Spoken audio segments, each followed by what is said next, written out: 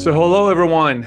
Thanks again for tuning in. I always appreciate it when you take the time to listen. This is, as always, Steve Taylor, and I am the lead founder, the lead advisor and founder with Merited Wealth. And this is our Do It For Yourself podcast, where if you've listened before, you know our format. If you haven't listened in the past, we bring in, different people with different expertise in different businesses. And we have conversations about, life many times, like running your own business and interacting and all the like. And today we're going to take our conversation in a little different direction. I find this topic really, really interesting. And I have a good friend and an expert on the line with us before we start going into this. So Peggy, if you wouldn't mind, give us a brief introduction and let us know who you are and what you do. Hey, Steve. Thanks for inviting me. My name is Peggy Mustelier. I'm a clinical psychologist. And I guess since the pandemic, I've been varying more on what I do, but basically I'm a clinician. I'm a therapist for adults, adolescents, and couples. Excellent, excellent. So Peggy, a lot of conversations, with me in my business and on my business and all the like, whether I'm dealing with clients, with couples, when I'm dealing with my wife, when we see business partners there's a lot of, whenever the topic of money or finances come up, it can get very emotional and very heated, and it's really a challenge of how to discuss this. And I find many times, like personally with my wife, it results in arguments, right? We argue, we go through it, which we've been doing it for so long now. We understand that's kind of the process to kind of get through it, to get us where we need to be. But what I'd like to talk about really is difficult discussions. And many times it can be finances. And because many people, when they argue about finances, it's not really finances, right? It's all the other issues that are going on there.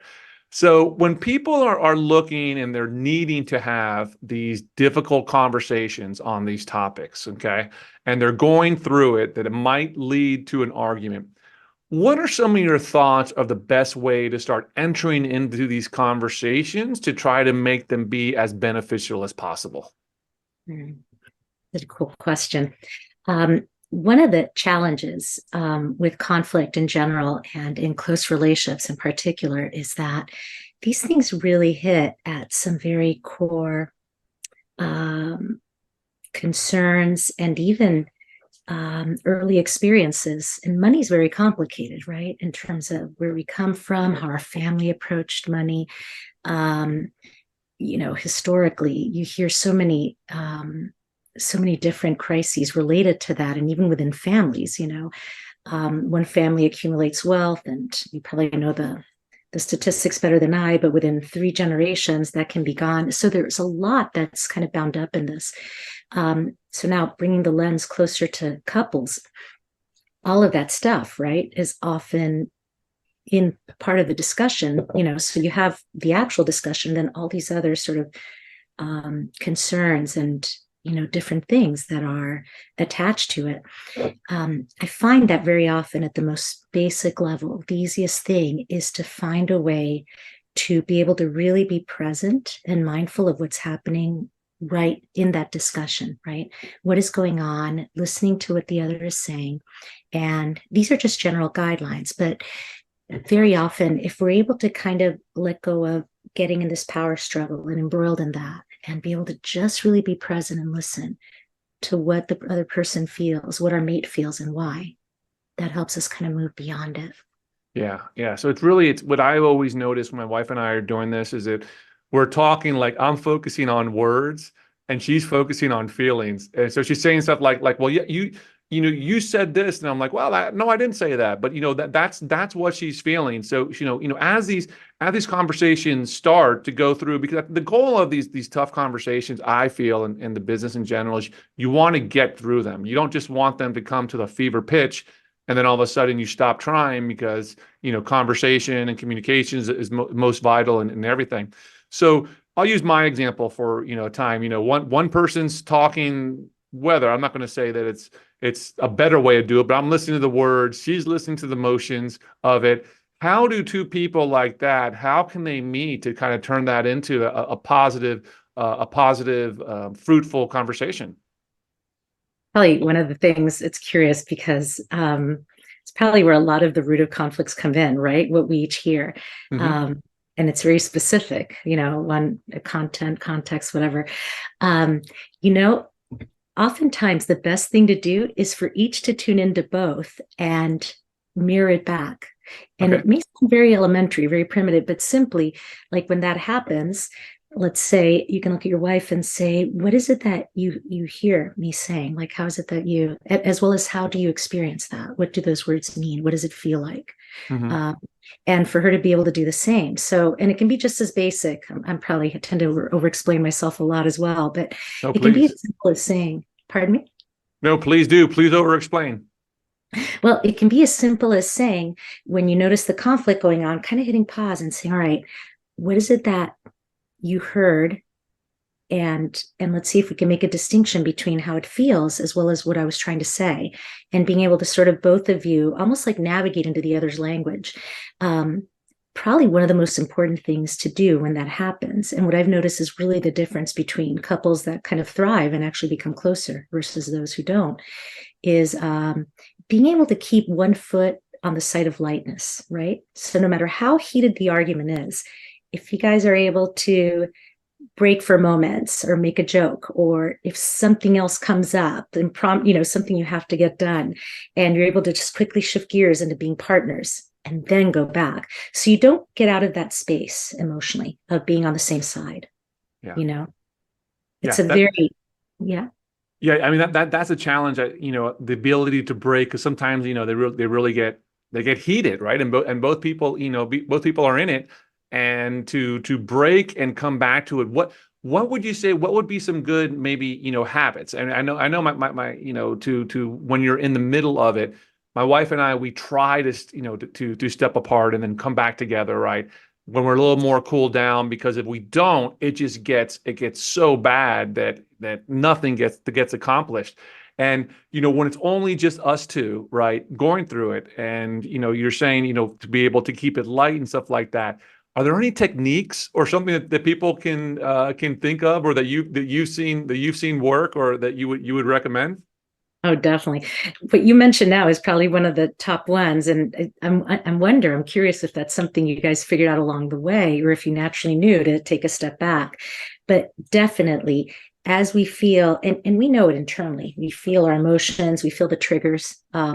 As you feel that happen, it's really good to just sort of hit the pause button, and you can use whatever code terms it is. It can just say, all right, let's take a pause on this. Let's go ahead and, like change the subject for a few minutes, or meet up again in an hour, in 10 minutes, or whatever it might be.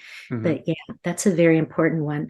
um, the experience is very real, and without getting overly scientific, what happens when we get heated is that our limbic system is activated, we're triggered. And by definition, right, when that happens, basically the emotions are now taking over, and the signal going to the frontal lobe, which is where we process things and think about it, slows down. So just by design, we're not able to, be able to really be fully present and listen and process with, what's otherwise the executive functioning right in the frontal Yeah. lobe. So, what you're describing, and it's really good. One of the greatest challenges, I think, is even being able to recognize when that's happening, because very often by the time it's happening, we're in the thick of it. And it's very distressing, right? Because then there are all these other emotions. At this point, we feel a loss of control on some level.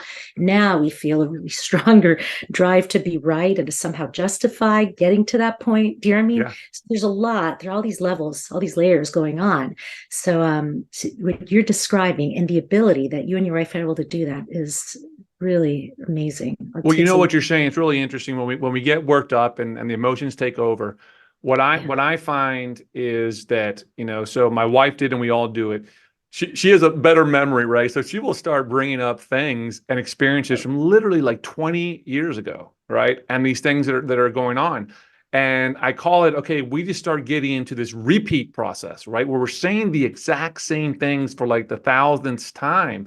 yeah, And we've been able to start to recognize that, sometimes it's tough. We still go down that road, but what is, that seems to be something recurring that happens in these, right? When, if you can identify that you're saying the same things over and over, and people do it over and over and over, kind of how can you break that, or how do you recognize that and say, hey, listen, we're caught in repeat. We need to go a different direction. Yeah, yeah. My God, that is so common and it's so challenging in general. They say that a lot of times couples have the same recycled fight. And sometimes it's even under the guise of different subjects, Hmm. but it boils down to the same struggles, right? The same power struggle or the same, you know, I don't want to, I don't want to be reductive and say it's simply a power struggle. There's more to it than that, but it does feel very often like neither of you, like we're not being heard or understood. Hmm. And so now it gets into a tug of war. The awareness of it and what you're describing, that's basically the path toward getting out of it, toward getting right out of that. That's the bridge. Um, to be able to, here's my suggestion. If you were in that situation, right, or when you are, if you're able to kind of in your mind pause for a moment and say, what is this really about? What is it that you're afraid of? What are you worried about? Hmm. And we can give each other the space. I'm sure she has a history. A lot of it even predates you. A lot of this is stuff that were vulnerabilities she had probably before she met you, right? Hmm. So that's part of the art of, being human and interacting with each other. You think about it, Steve, all this stuff really does coexist with us as we interact with others. There's so much going on. I was making a joke with a client the other day about how if you listen to everyone's opinion about what happened in a room in a discussion, at times you'll be wondering, were we all in the same room? And it's incredible because at what point do we have a shared reality, right? Which is something everyone else noticed, and it gets kind of, a bit tenuous at times, right? It's not very clear. And the more emotional or the more heated or the more intense. And let me be clear, when I say emotional, I don't mean this, I'm not narrowing it to distress, but all emotions, right? Angry or I mean, all these different things, Yeah. they're really great, but they also color our perspectives. So to be able to take a step back even further when you see yourself approaching that and say, all right, what is it that we're really fighting about? What are we really worried about? And you might want to start with that. What are you worried about? What are you afraid of? Um, Ideally, just let me add Yeah. this on. Ideally, we wouldn't bring up stuff from years past, but we all do it, Yeah. no doubt. Um, and it was funny when you mentioned her memory because I can personally relate to that. I'm known as having the elephant's memory in my family and in most of my relationships. So, yeah, it is kind of unnerving. It serves you well in some ways, and in other Yeah. ways, the other person must feel like, wow, how do I defend that? I don't even remember last week. What do I do with that? And on top of that, our memories are often our interpretation of that person's actions and intentions. So part of the reason we don't remember it is that we were actually in a whole different scenario, right? We weren't in that scene that they're describing. Yeah, yeah. I would say sometimes you create these stories and say, "Well, that wasn't me. That was fictitious, Steve." But Uh-huh. I love the point. That's awesome. I love the point of what you're saying to like bring it back. Like, what are you actually talking about? What are you trying to solve? Because I find many times that once we go down those repeat allegations and memories, when I start to kind of address those and not what we originally talked about, well, then it becomes it's a hopeless loop, right? That we find ourselves in. But and we have to work through that. So this is the thing that happens, with us. I'm sure everybody, listen, you try your best, you go through it, you're trying to calm, but hey, it just blows up, right? And you start arguing. And my wife and I, we've had plenty over the years. It's been in front of our kids. And I tell my kids, jokingly, but seriously, I'm like, hey guys, you shouldn't worry that mommy and dad argue. You should worry if mommy and dad ever stop arguing, right? Because that's the other issue. So Yep. when you get real heated and you're arguing about it and you're yelling about it, I feel sometimes our best stuff or leads to our best resolutions is when we get angry and when we Yes. do yell and when we do raise our voice. I mean, is that okay? Is it okay to yell in a certain way? I mean, what would be your thoughts about that? Because I mean, you want to fight fair. You don't want to say stuff that you can never come back from. But I can just yell, you drive me up in da da da da, right? What's your thoughts on that? It's kind of related. Each couple has their own way, but and a lot of it might be cultural too. I know I come from a culture where yelling and expressing ourselves is actually a good thing. And like you said, right, and you're actually very aware. The danger is we can kind of go overboard and Hmm. things can really, get to a point like you described, almost like of no return. I mean, that's a bit dramatic, but some things are really hard to walk back or to unsay. Yeah. Uh, but to be able to be expressive is actually authentic. To be connected to our emotions is authentic, provided that, and it sounds, I'm actually hearing at a deeper level a very strong compatibility between the two of you. And it is good that your kids are aware of that, contrary to what people might say. It's okay for kids to see conflict, to see you guys make up, to see that you're still working through it. Things aren't supposed to be ideal. And not only that, I would argue that there's something very ideal about feeling safe to be vulnerable Hmm. with our anger, with our sadness, with our emotions, and to be very real, to not, you know what I mean?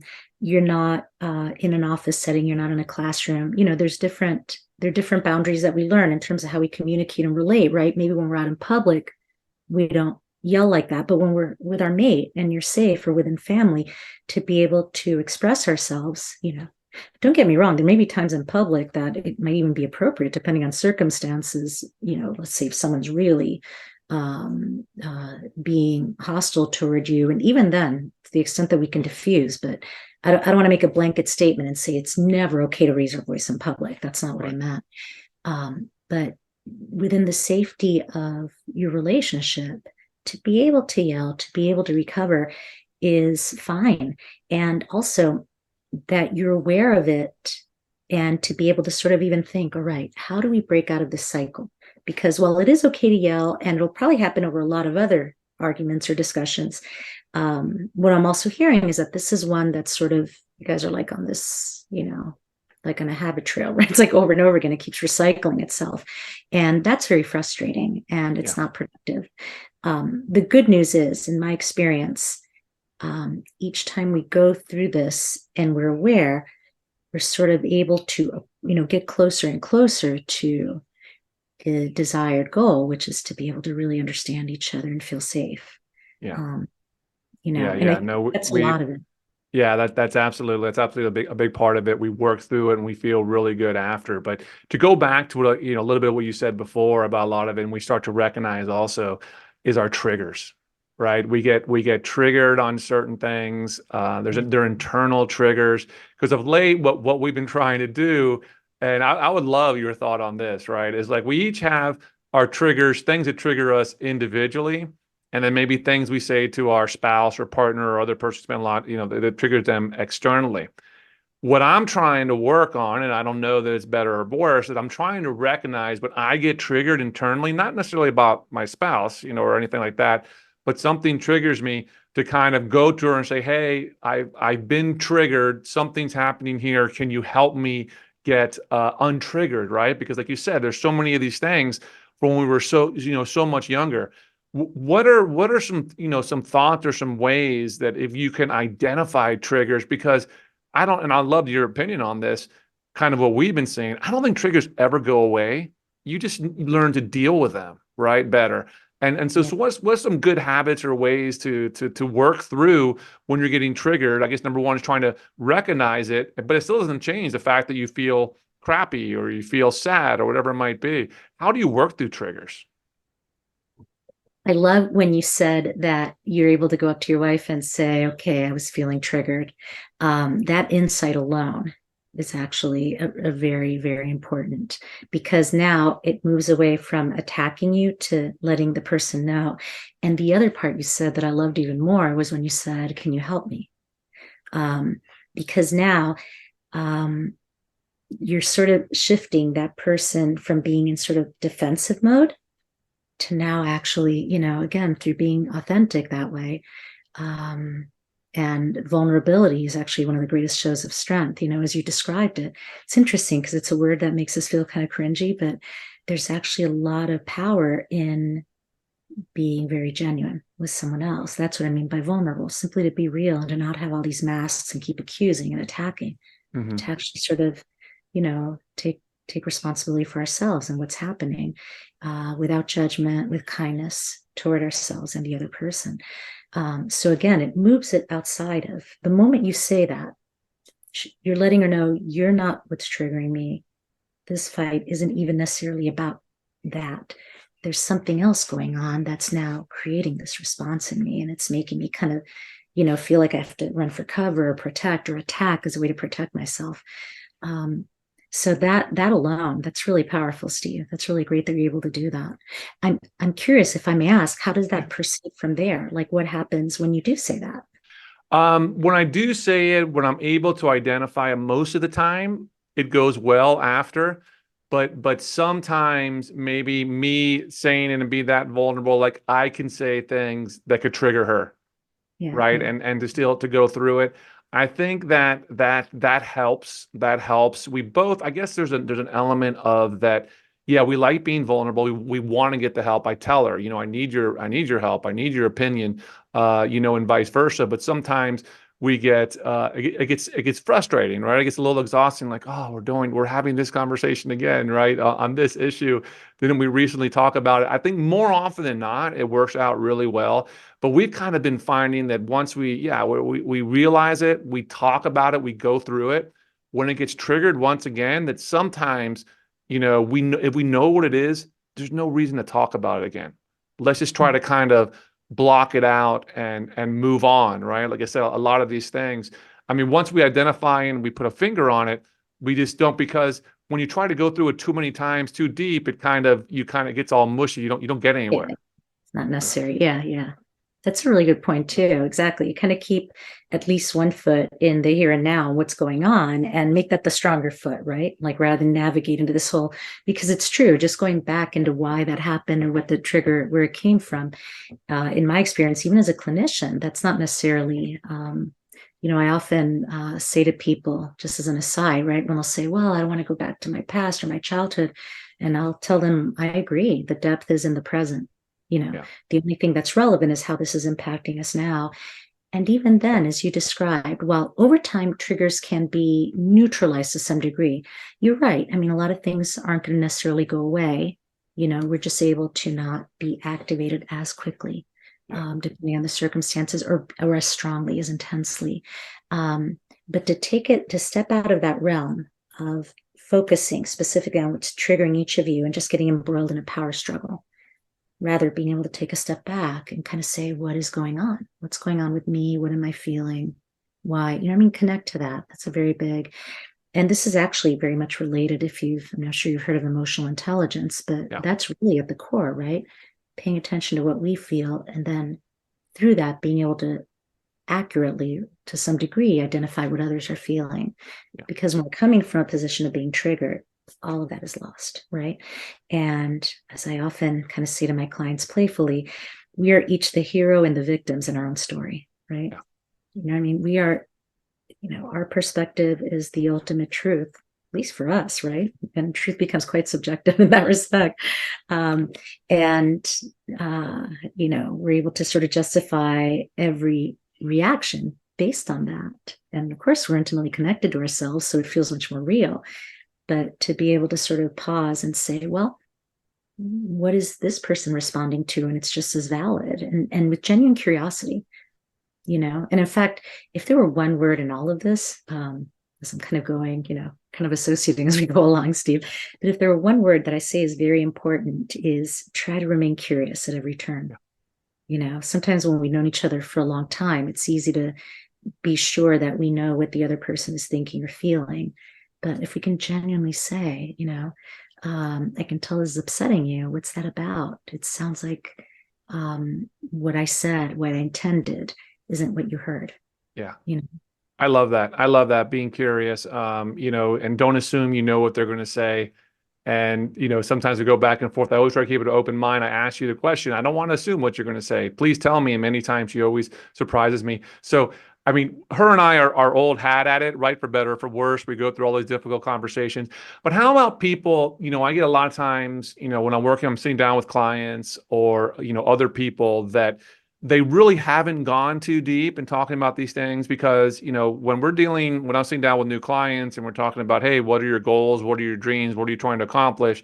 A lot of these things that I don't know that you'd be surprised. Some people may be surprised. They haven't really talked about it. They haven't really clearly articulated this. So when people are getting set to have conversations about very big things, right, to where they've never really done it before, and that emotions might be triggered. And maybe it's what you said before, but what would be good advice, or me sitting with them and going through it, because I've had a lot of successful conversations and some that haven't been that successful, to help them when they're introducing these really deep, potentially emotionally charged conversations at the start. What are good ways to enter into those if they're not, used to doing that?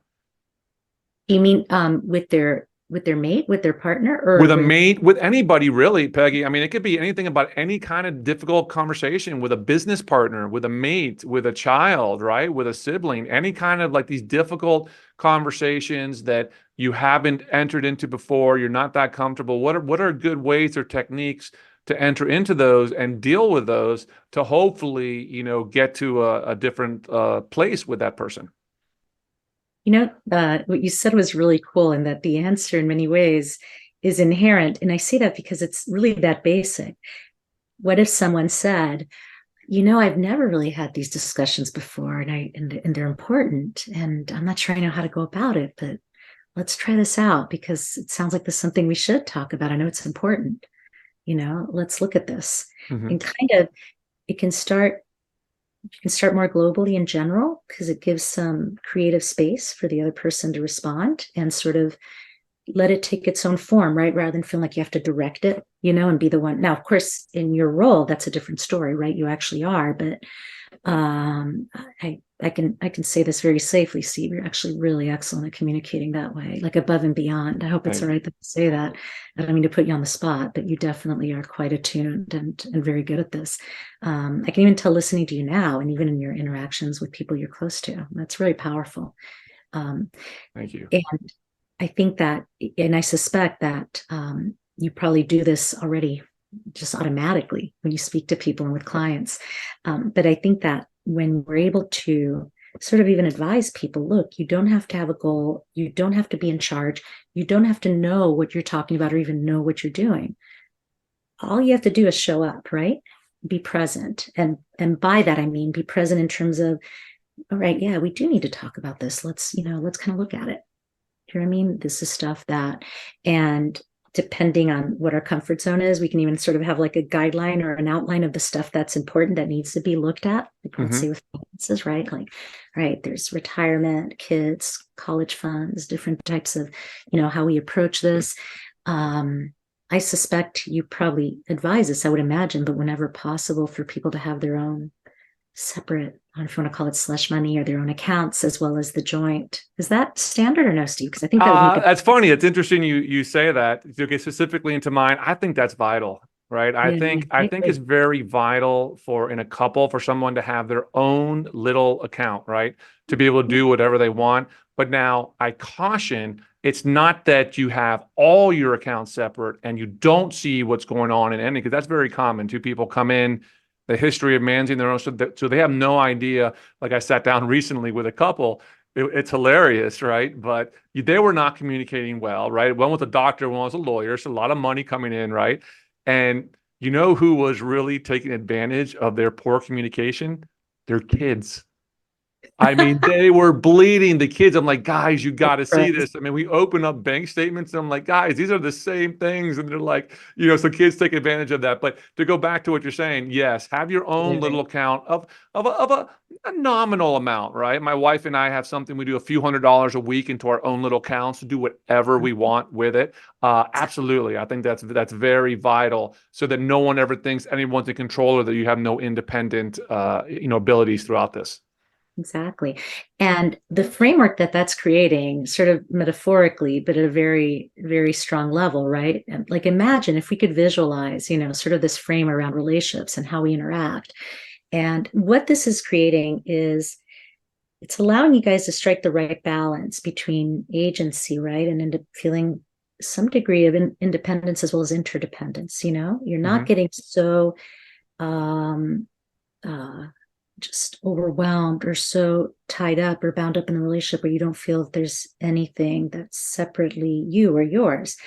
And that's very important also, because I think that a lot of times that just lends itself to a lot of different power dynamics when it's all mixed together, at least early on. Maybe as people have been together for many years, and that's a different story. But I suspect, I mean, generations past when they did that, I would imagine the only reason that worked, and I use that term lightly, is because maybe there was a primary breadwinner who called the shots to some degree. And there were already some things baked into the equation, which may not have been the kind of relationships you want to be in, but it can work for people, or it's expected. And that's, I'm sort of not going to judge whatever. I mean, we all have our own ways of relating Yeah. and our own rules and scripts, but I think at this stage, in this day and age, I think it does say a lot for recognizing the need for some self-determination, right? Feeling like we do have a voice in our lives, independently as well as with each other. And to know that we can strike the right balance. And that's probably a really important piece, right? What is the right balance for each? And that's the framework you're really creating, Yeah. what do we need to feel, or what is important for us to maintain connected and have joint? And you're right, I do see a lot of couples, and it really reveals like a deeper kind of fraction. I've noticed that, Yeah. like especially older couples, people who've been married more than once, not uncommon. And by older, I mean middle age. They already really do come, you know what I mean? Like kind of their lives are set, Yeah. everything, in ways, including their finances. And so that's not commingled much. Um, and yeah, there's a lot of value in learning to negotiate and coming together. There's a lot that this represents, and it's beyond symbolism at a deeper level. Finances are really important. I mean, it's one of the top in terms of conflicts, right? Sexual incompatibility, money. These are the main issues in relationships: communication, difficulty with communication. Yeah, Like I you're just, nailing it. I yeah, love everything you're saying, about it, because, a lot of the, the communication, right? It's a part of that communication, right? It dictates a lot and says a lot about you. What are you spending money on? Like where your values and priorities are. And I will say in this thing that my wife and I, with the bank accounts and with the finances and all the like, it's been a work in process, Peggy, for 20 years. And we haven't yeah, perfected it, right? We go through it, right? It evolves because we're very different people than we were when we got married, very different situations, right? And to come through, and it's something to have to constantly work about. And I was thinking as you were talking about that also, right? I have my own business. I've always admired people that have really strong, good partnerships, right? That they come together, there's multiple owners. I haven't successfully had one of those, but it makes a lot of sense. And maybe even within that, right? Maybe each business partner, doesn't have to, every dollar doesn't have to be counted for. Each one gets a little bit of money. And if you want to do something regarding the business that I don't necessarily think is the best, you know what? Have at it. Go do it. We don't have to agree on everything, right? And to kind of, create that yeah. flexibility. I think that was a great, many great points. I think a lot of good stuff to get out of that is, the proper amount of integration, right? What is it for you? It's a huge trial and error method. Yeah, yeah. But you know what? There's a lot of value in that, even when you described like, kind of going through these fights through the years. If you notice, there's so much growth that comes from that. I think sometimes we can overlook that, how powerful that is, and how it's not necessarily bad. In fact, that process, I see it again, part of that creative process of building something, and it takes on its own, it has its own process or its own, I want to say its own life. But yeah, it really, it's not something we can always control at every stage. So you're kind of able to let it go and interact with others and figure out, okay, we've gone a little bit off to this side. Let's see how we can bring this. Some of the basic principles you're describing really boil down to learning how to trust. Hmm. And it's beyond trusting what the other person is going to do with money. That's not even here and there. It's simply trusting that we'll be heard and that this person does have our best interests in mind, because we're a team, right? We're on the same Yeah. side. So if there is that awareness fundamentally, or that feeling, that sense that, I do see you as a reasonable person. I know I can trust you. I know you know what you're doing. And kind of be able to, again, step away from the acute, bumping heads, but being able to sort of, and again, it goes back to what we were saying in the beginning, right? Being able to sort of step back and say, all right, what is this really about? What's going on? Let's hit Yeah. pause for a minute, you know? Let me go one thing, Peggy, and then we'll probably wrap it up because you said something just right now that I put a lot of thought into lately, and we go through it. So my business, right, as a financial advisor, I manage people's wealth. They say it's all about trust, right? You got to trust the person, trust the company that you work with. What are some basic, maybe, from professionally, clinically, from your side and your understanding of things, like what are the best practices to build and maintain trust with people, right? Some easy takeaways. I mean, there's a lot of stuff you can kind of maybe say comes inherently, but from your point of view, from your knowledge, your history, what are, maybe, one or two of the best ways to build and maintain trust? Um, it's interesting. A lot of times this does happen below our level of awareness. It's sort of automatic, right? There's Right. so much of our communication that occurs long before and during verbally speaking. And they say the majority of it, be it paralinguistic cues, or there's a lot that gets conveyed that Mm-hmm. gives us a sense, do I like this person or not? Do I trust them or not? That said, if I were to bring it into a very aware kind of sphere, I would say probably the most important thing is to really learn how to communicate very well, not just to speak clearly and explain ourselves clearly, but also to really listen and to be able to convey. Doesn't necessarily have to be in a very academic way, like, all right, let's rephrase back what the person said. Mm-hmm. But that can be part of it. But simply to learn a way to be able to communicate where we are conveying that I do hear what you're saying, and then there are these options as we do that. Um, Trying to think of a better example. I don't know if that comes No, I through. think that's great. I think that's exactly great. Something, I went through recently, right? And most conflicts arise from a simple misunderstanding, right? We weren't clear. We weren't on the same page. And so what was previously a very trust-filled relationship broke down. And I think that's a great answer, right? And I think thinking about it, that just makes sure you're clear with people. Like, so I do, once again, my business, right? And some people are comfortable and aren't comfortable dealing with close friends and family members, right? I think some people have very hard line, no, I won't do it, right? And I've always done it. But what I've always said is that when you're dealing with people that are friends and close family members, you have to go very slow and over communicate everything, because Yeah. there's going to be kind of this familiarity with the person that you'll know them. So some things will be kind of assumed, and you have to be very, very clear that anything's never assumed. So that's why my key, ideal client, I friends become clients or clients become friends, is because that element of over communication. So I think that was a great answer, that to build and maintain trust, you have to be very, very clear in our communications. It's a curious paradox, isn't it? Like the more we know each other, the more we are sure we know each other. And in fact, we take a lot for granted, right? That's where the assumptions come in. Like, wow, I would have been sure they thought this, or they'd feel comfortable, or this is in fact what they said they wanted. This is what was conveyed. However, you're actually pointing out, we're individuals are so complex. I Yeah. don't mean to complicate it, because I think there's a lot of there's actually, it's really cool, right? There's a lot of beauty in all the nuances and all the different components that come together in our relationships and in our interactions. Yeah. And at the same time, it seems like the more familiarity is, the more likely we are to kind of step into it, not meaning to. I will say this, and I suspect you know this intuitively. Um, Obviously, it might be a little bit different the closer you are to someone, how you handle it. But in general terms, whenever there is a misunderstanding, probably the best thing to do, and I'm amazed at how often people somehow see this as a sign of weakness, the best thing to do is just sort of express it head on.